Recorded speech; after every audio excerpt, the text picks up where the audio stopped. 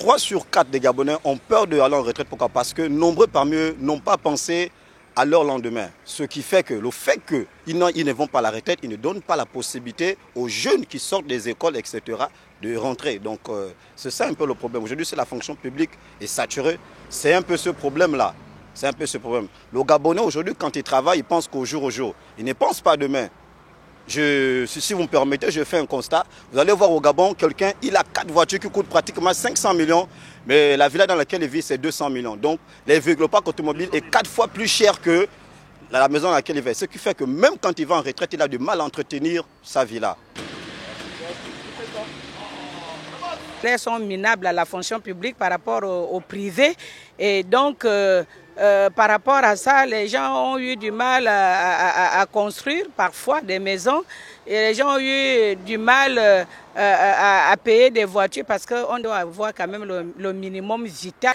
Mais vraiment, avec l'arrivée de notre fils, le général Brice Clotaire Oligui Nguema, qui est venu rehausser ses papas et ses mamans aujourd'hui, on lui dit merci parce que moi personnellement, ma retraite a été revalorisée. J'ai eu mes rappels alors que je n'y pensais plus. C'est d'abord, on me disait de fournir, comment on appelle ça, beaucoup de pièces là, pour que je sois retraité, pour bénéficier de ça. Bon, oui, de la pension. Bon, pension, voilà, vraiment, ça m'a compliqué. Je suis resté longtemps ici, je ne pouvais pas, or que je me disais que je devrais retourner au village et tout.